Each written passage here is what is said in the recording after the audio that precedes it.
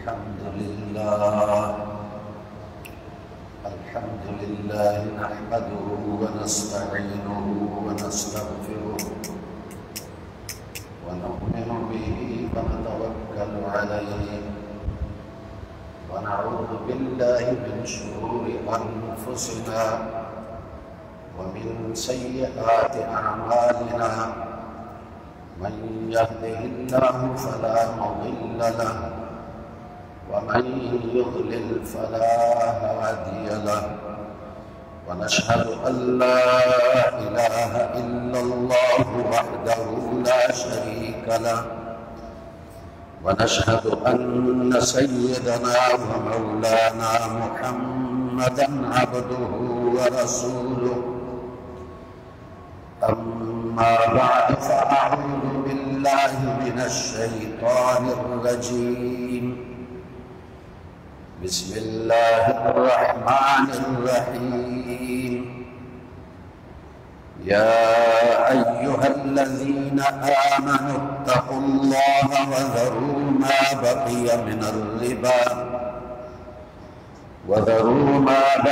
من الربا إن كنتم مؤمنين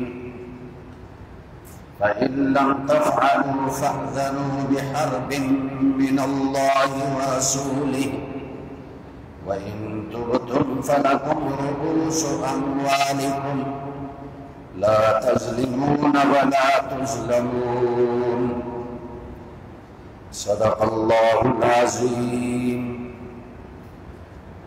وصدق رسوله النبي الكريم اللهم صل على محمد وعلى آل محمد كما صليت على إبراهيم وعلى آل إبراهيم إنك حميد مجيد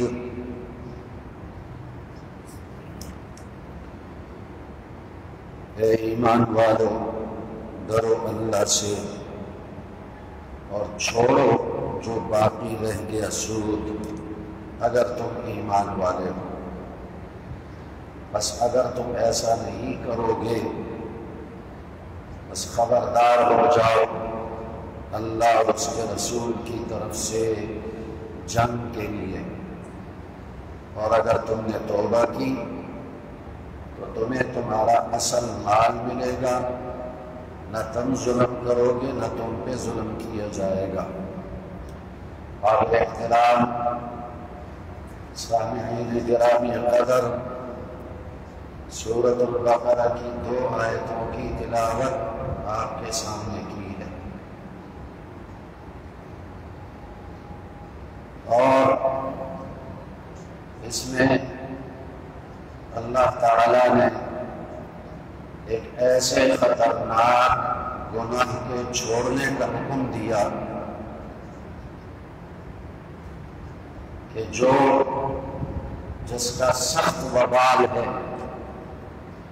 اور اس کا وبال دنیا میں بھی انسان پر پڑتا ہے اور قبر میں بھی محشر کے میدان میں بھی اور پھر جہنم میں جانا پڑے گا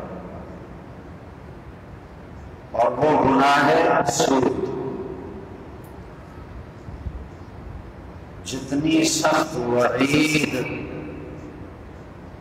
سود کے گناہ پر قرآن اور حدیث میں آئی ہے اتنی سخت وعید شرک کے بعد کسی دوسرے گناہ پر نہیں آئی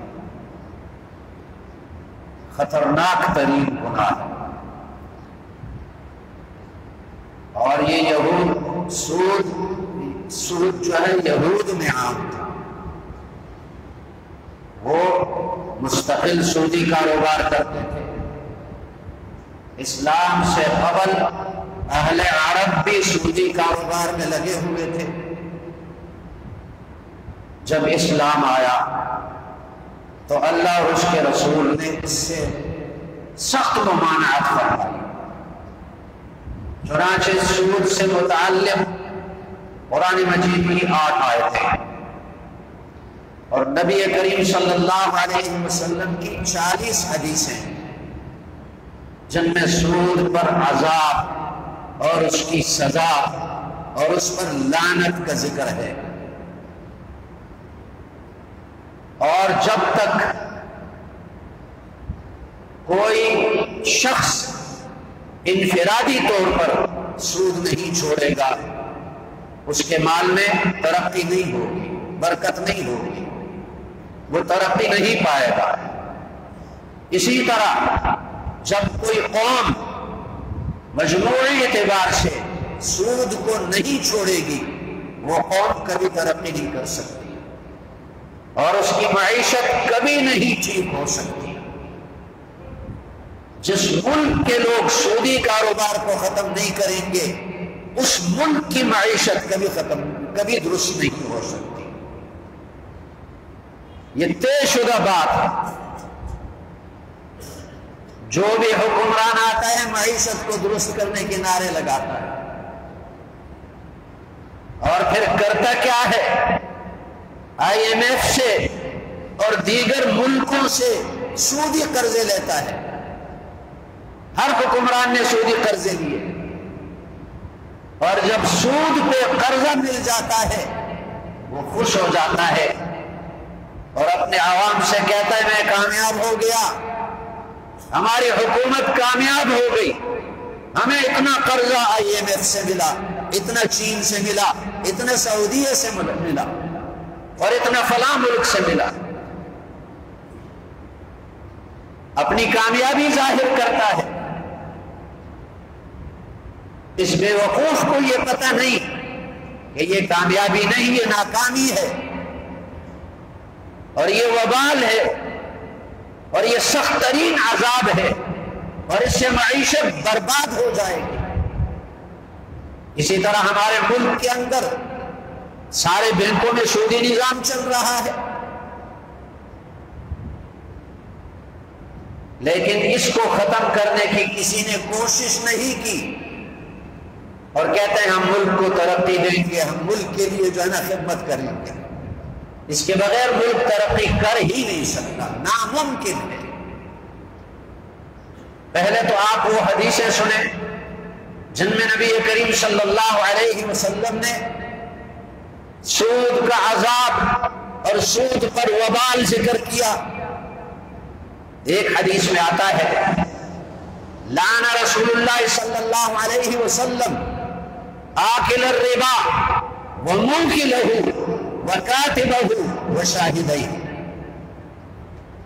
رسول اللہ صلی اللہ علیہ وسلم نے لعنت کی ہے سود دینے والے پر اور سود لینے والے پر اور سودی معاملہ لکھنے والے پر اور سودی معاملے کے گواہوں پر۔ لعنت کا معنی کیا ہے؟ اللہ کی رحمت سے محروم ہونا۔ اور رسول اللہ صلی اللہ علیہ وسلم نے یہ بد دعا کی کہ سود لینے والا، سود دینے والا، سودی معاملہ لکھنے والا، سودی معاملے کے گواہ، اللہ ان کو اپنی رحمت سے محروم کر دے، اور پھر یہ کہیں گے کہ ہم ترقی کریں گے۔ اللہ کے نبی نے ان کے لیے بد دعا کی، ان پہ لعنت، اللہ ان کو اپنی رحمت سے محروم کر دے۔ یہ کیسے ترقی کریں گے؟ دوسری حدیث میں نبی کریم صلی اللہ علیہ وسلم نے فرمایا الربا 73 بابا ایسرہ ان ینکح الرجل امہ۔ سود کے 73 حصے ہیں، کوئی ایک قسم نہیں ہے، سود کی 73 قسمیں ہیں۔ بعض سخت گناہ ہیں، بعض اس سے کم درجے کے گناہ ہیں، سارے برابر نہیں، لیکن فرمایا کہ سود کا سب سے ادنا درجہ یہ ہے، ادنا درجہ جو ہے اس کا گناہ ایسا ہے جیسے ایک شخص اپنی ماں سے زنا کرے۔ زنا کتنا خطرناک گناہ، پھر ماں سے کتنا سخت ترین گناہ، لیکن سود کا ادنا درجہ 73 درجوں میں سے ادنا درجہ اس کا گناہ اس سے زیادہ ہے۔ ایک اور حدیث میں نبی کریم صلی اللہ علیہ وسلم نے ارشاد فرمایا درہم ربن یأکلہ الرجل وہو یعلم اشد من 36 زنیۃ، سود کا 1 روپیہ اگر کوئی لیتا ہے اور اس کو پتا ہے کہ یہ سود کا ہے تو 36 مرتبہ زنا کرنے سے اس کا گناہ زیادہ ہے۔ کتنا خطرناک گناہ ہے، اور آج کے اس معاشرے میں اس کو گناہ سمجھا ہی نہیں جا رہا۔ پکے نمازی 5 وقت کے ہوں گے، سودی کاروبار کریں گے، دیندار سمجھے جائیں گے، سودی کاروبار کریں گے، بے دینی کو تو چھوڑ دیں، جو دین سے دور ہے ان کا کیا کہنا۔ ایک حدیث میں نبی کریم صلی اللہ علیہ وسلم نے اپنا واقعہ ذکر کیا، خواب کا واقعہ ہے۔ آپ صلی اللہ علیہ وسلم کا خواب وہ بھی اللہ کی طرف سے وحی ہوتی ہے، نبی کا خواب اللہ کی طرف سے وحی ہوتی ہے۔ آپ نے فرمایا کہ رات کو میں سویا ہوا تھا، خواب میں 2 آدمی آئے، ظاہر ہے کہ وہ فرشتے تھے، اور مجھے لے کر گئے اور مختلف قسم کے لوگوں کو مختلف گناہوں پر عذاب ہو رہا تھا، وہ مجھے دکھانے کے لیے لے کر گئے۔ تو ایک جگہ میں نے دیکھا کہ خون کی نہر ہے، اس میں بجائے پانی کے خون بہہ رہا ہے، اور ایک آدمی اس نہر کے بیچ میں ہے، اس کا کھانا پینا سب یہ خون ہے، اور ایک آدمی نہر کے کنارے پر ہے، اور جو نہر کے کنارے پر ہے اس کے پاس پتھر پڑے ہوئے ہیں، اور یہ نہر کے بیچ میں جو ہے یہ اس خون کی نہر سے نکلنے کے لیے کوشش کرتا ہے۔ جب کنارے پر آتا ہے وہ کنارے والا شخص اس کے منہ پہ وہ پتھر مارتا ہے، پھر بیچ میں چلا جاتا ہے، پھر کنارے پر آتا ہے، پھر اس کو پتھر سے مارا جاتا ہے، اور یہی سزا اس کی چلتی رہے گی قیامت تک۔ تو نبی کریم صلی اللہ علیہ وسلم نے فرمایا، میں نے ان 2 آدمیوں سے پوچھا یہ کون ہے اور کس جرم کی سزا اس کو ہو رہی ہے؟ انہوں نے بتایا یہ سود خور ہے، سودی معاملہ کرنے والا، جب یہ مر گیا تو قیامت تک اس کی یہی سزا ہوگی، خون کھانا، خون پینا، اور پتھروں سے پتھر کھانا۔ ایک اور حدیث میں نبی کریم صلی اللہ علیہ وسلم نے معراج کی رات کا واقعہ بیان فرمایا۔ معراج کی رات میں نبی کریم صلی اللہ علیہ وسلم نے اللہ کی قدرت کی بہت سی نشانیاں دیکھی۔ لقد رأى من آیات ربہ الکبریٰ، اپنے رب کی بڑی بڑی نشانیاں دیکھی، مختلف لوگوں کو عذاب ہوتے ہوئے دیکھا، جنت دیکھی، جہنم دیکھی۔ تو فرمایا نبی کریم صلی اللہ علیہ وسلم نے، میں ایک قوم کے پاس سے گزرا اور ان کے پیٹ بڑے بڑے محلات کی طرح تھے، اور وہ شیشے کی طرح تھے، اندر کی چیز باہر نظر آتی تھی، اور اندر ان کے پیٹ سارے سانپوں اور بچھو سے بھرے ہوئے تھے، پیٹ کے اندر سانپ اور بچھو۔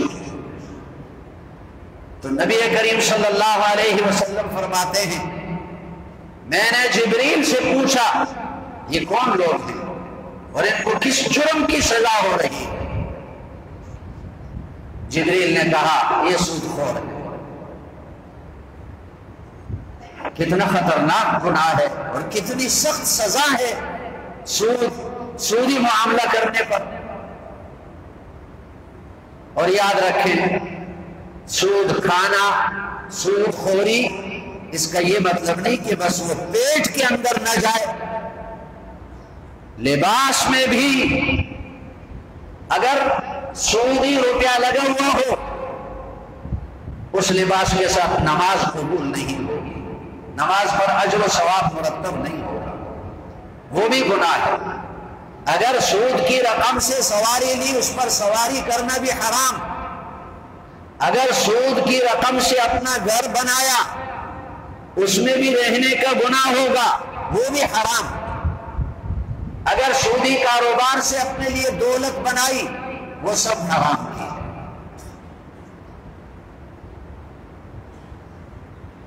نبی کریم صلی اللہ علیہ وسلم نے سخت ترین سزائیں سودی معاملات اور سودی لین دین پر ذکر فرمائی۔ ایک حدیث میں نبی کریم صلی اللہ علیہ وسلم نے فرمایا، ما من قوم يظهر فيهم الربا الا اخذوا بالسنة، جس قوم میں سودی لین دین عام ہو جائے ان پہ قحط مسلط کیا جاتا ہے۔ وہ قحط مختلف صورتیں اس کی، بارش بند ہونے کو بھی قحط کہتے ہیں، بارشیں زیادہ ہونے کو بھی قحط کہتے ہیں، زمین غلہ نہ اگائے اس کو بھی قحط کہتے ہیں، مہنگائی ہو جائے اس کو بھی قحط کہتے ہیں، کہ غریبوں کی پہنچ سے چیزیں دور ہو گئیں تو یہ بھی تو قحط ہے۔ فرمائے جس قوم کے اندر سودی معاملہ عام ہو جائے ان پہ قحط نازل ہوتا ہے، تو معیشت کیسے ٹھیک ہوگی؟ یہ بے وقوف دعوے کرتے ہیں کہ ہمیں فلاں ملک سے قرضہ ملا، فلاں ملک سے قرضہ ملا، اتنے قرضے ہم نے لیے، اب معیشت ترقی کرے گی۔ معیشت کبھی ترقی نہیں کر سکتی جبکہ وہ سودی قرضہ لیا گیا اور جب تک سودی معاملات چل رہے ہیں۔ میں نے چند حدیثیں سنائی اور عرض کیا کہ اس سود سے متعلق 40 حدیثیں نبی کریم صلی اللہ علیہ وسلم نے ارشاد فرمائی، اور قرآن مجید کی متعدد آیتیں۔ ایک آیت میں اللہ نے فرمایا یمحق اللہ الربا ویربی الصدقات، سود سے کمایا ہوا مال اللہ مٹا دیتا ہے،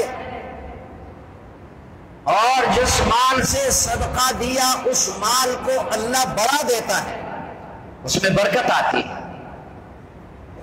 سود سے کمایا ہوا مال اللہ مٹا دیتا ہے۔ بعض لوگ یہ سمجھیں گے کہ ہم تو دیکھتے ہیں فلاں آدمی سود خور ہے، اس نے بلڈنگ بنائی، اس نے گاڑی لی اور اس کے پاس اتنی دولت، کارخانے۔ مٹانے کی بہت ساری صورتیں ہیں، مفسرین نے ذکر کی ہے۔ ایک صورت یہ ہے کہ آخرت میں اس مال کا کوئی فائدہ نہیں ہوگا، چاہے وہ مال سارا صدقہ کر دے، آخرت میں کوئی فائدہ نہیں ہوگا۔ سود سے کمایا ہوا مال اگر کوئی سارا صدقہ کر دے، آخرت میں کوئی فائدہ نہیں۔ وبال،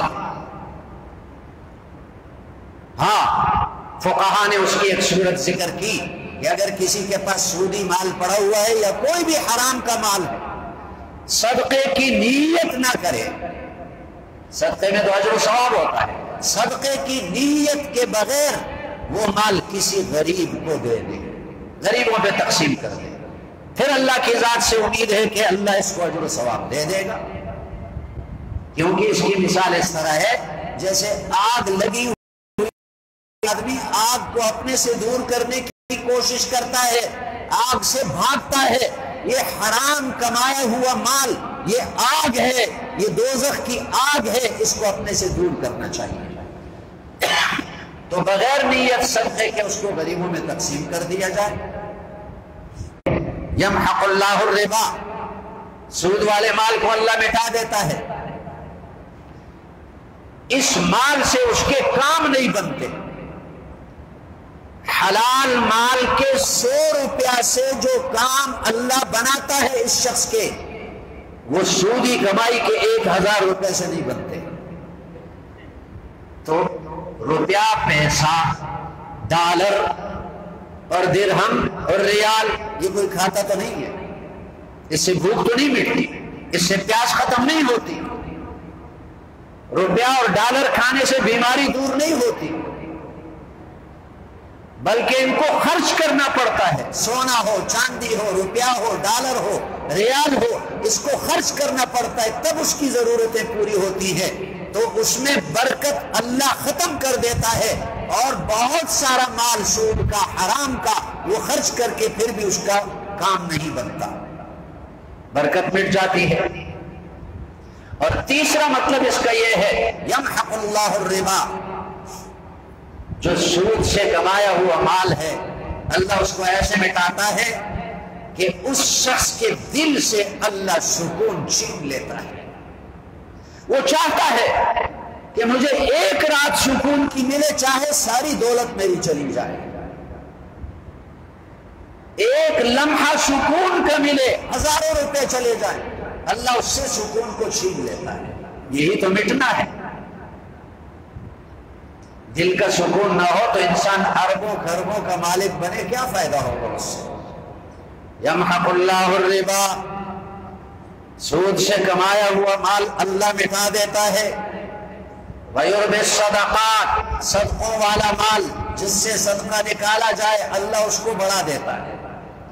اور سنیں، یہ جو آیتیں میں نے پڑھی ہے اس میں جو وعید ہے اور جو سود پر اللہ کی طرف سے سزا ہے، میں نے عرض کیا کہ شرک کے بعد کسی اور گناہ کی اتنی بڑی سزا نہیں جتنی سزا سود کی ہے.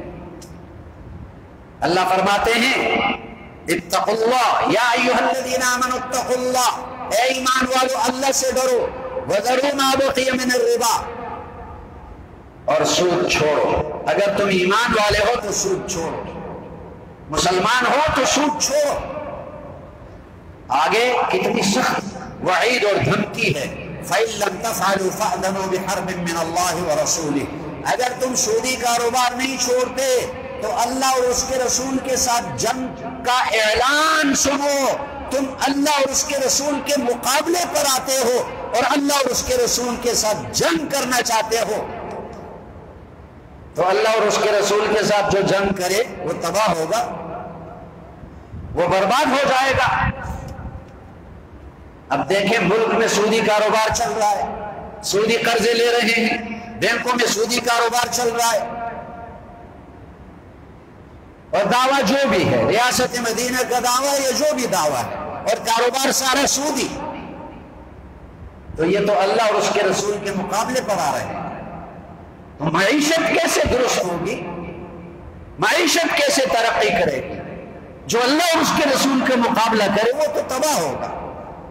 اور یاد رکھیں، اگر آپ کے ذہن میں یہ ہو کہ یہ امریکہ اور یہ بڑے بڑے ممالک ملکوں والے سودی کاروبار کرتے ہیں اور کتنی ترقی کی انہوں نے، سپر پاور بن گئے، یہ دھوکہ ہے. لَهُمُ الدُّنْيَا وَلَنَا الْآخِرَةُ، ان کے لیے آخرت میں کچھ بھی نہیں، اور ان کے لیے دنیا ہی ہے،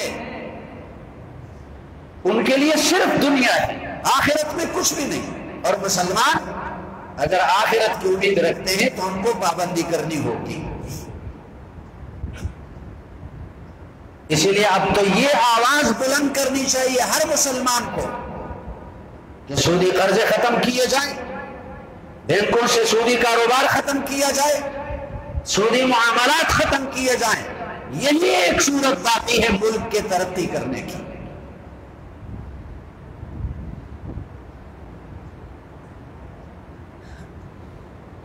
اب آپ کے سامنے مثال ہے افغانستان کی. کتنے سال انہوں نے جنگ لڑی، روس کا مقابلہ کیا، امریکہ کا مقابلہ کیا، اور 53 ممالک کی فوجوں کا مقابلہ کیا، اور ان کی ساری دولت اور سارے خزانے وہ کفار لے گئے. لیکن انہوں نے بھی جو بجٹ پیش کیا وہ سود سے پاک، اور انہوں نے کہا ہم مر جائیں گے لیکن سودی لین دین، سودی معاملہ کبھی نہیں کریں گے. ان سے ہمیں سبق لینا چاہیے. اور اب تو شرعی عدالت نے فیصلہ بھی کر دیا کہ سود پر پابندی لگائی جائے، اور حکومت کو مہلت دی کہ 5 سالوں کے اندر سودی نظام ختم کر دیا جائے.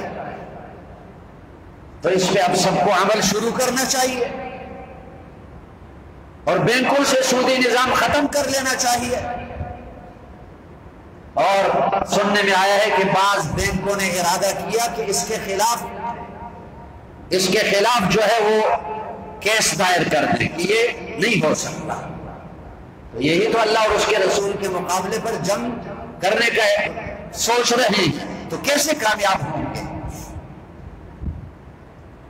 یہ جتنے بھی وبال ہم پر آتے ہیں یہ سودی نظام کی وجہ سے، یہ مہنگائیاں جو آتی ہیں یہ سودی نظام کی وجہ سے۔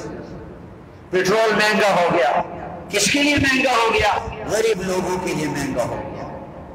جس کی 20,000 تنخواہ ہے وہ پیٹرول خریدتا ہے اپنے موٹر سائیکل کے لیے، وہ بجلی کا بل ادا کرتا ہے، وہ گیس کا بل ادا کرتا ہے۔ اور یہ جتنے اشرافیہ ہیں، جج ہیں، جرنیل ہیں، بیوروکریٹ ہیں، MNA MPA ہیں، وزیر اور مشیر ہیں، صدر ہیں، وزیر اعظم ہے، ایک ایک آدمی لاکھوں روپیہ تنخواہ لیتا ہے، کسی کی 5 لاکھ، کسی کی 10 لاکھ، کسی کی 20 لاکھ تنخواہ۔ ریٹائر ہونے کے بعد بھی ان کی تنخواہ چلتی ہے لاکھوں روپے میں، اور ان کے لیے پیٹرول مفت ہے، اور ان کے لیے گیس مفت ہے، اور ان کے لیے بجلی مفت ہے۔ ان کو کیا پتا کہ پیٹرول 200 روپیہ یا 210 روپیہ لیٹر بن گیا، اس کو کیا پتا ہے؟ پتا تو غریب کو چلتا ہے۔ اس لیے سود کے خلاف بھی آواز اٹھائیں اور اس بات کو بھی عام کریں، یہ بھی آواز اٹھائیں کہ جتنے لوگوں کو پیٹرول مفت ملتا ہے اس مفت خوری کو ختم کر دیا جائے، خود بخود اس کی ریٹ نیچے آ جائے گی۔ جن کو بجلی مفت ملتی ہے ان کی بجلی ختم کر دی جائے، مفت ملنا بند کر دیا جائے۔ جن کو گیس ملتی ہے مفت ملنا بند کر دیا جائے۔ ایک وزیر جا رہا ہوتا ہے، اس وزیر کی گاڑی کے آگے پیچھے 10-15 گاڑیاں ہوتی ہیں، سب کا پیٹرول مفت۔ ان کو کیا پتہ کہ پیٹرول کتنا مہنگا ہو گیا؟ اور یہ جو آپ سے ووٹ لینے کے لیے آئیں گے اور بھیک مانگیں گے، اور 5-10 سال کے پرانے مردوں کی دعا کے لیے آئیں گے اور بھیک مانگیں گے آپ سے ووٹ، یہ پھر کیا کریں گے؟ لاکھوں روپے ان کی تنخواہ ہوتی ہے، اور ان کا TAD ہوتا ہے، اور ان کے کرائے ہوتے ہیں، وہ سب ان غریبوں سے جو بل لیا جاتا ہے اور جو ٹیکس لیا جاتا ہے، اسی پر وہ پلتے ہیں۔ یہ روڈوں میں آپ نے دیکھا ہوگا، یہ ہائی وے ہے اور یہ سی پیک ہے، اور اس میں ٹال پلازے ہوتے ہیں، اور اس میں لکھا ہوتا ہے کہ فلاں فلاں کی گاڑی یہاں سے گزرے وہ مفت جائے، وہ ٹیکس نہ دے، اور غریب آدمی وہ ٹیکس ضرور ادا کرے گا۔ بیچارے کے پاس 2 لاکھ کی گاڑی ہو وہ بھی ٹیکس ادا کرے گا، 2 لاکھ کی نہیں ہے، 2 لاکھ کی گاڑی ہو وہ بھی ٹیکس ادا کرے گا، لیکن کروڑوں کی گاڑی والا وہ ٹیکس ادا نہیں کرے گا۔ اس کے خلاف بھی سب کے اندر شعور ہونا چاہیے اور آواز اٹھانی چاہیے۔ اللہ تعالی ہماری حالتوں پر رحم فرمائے۔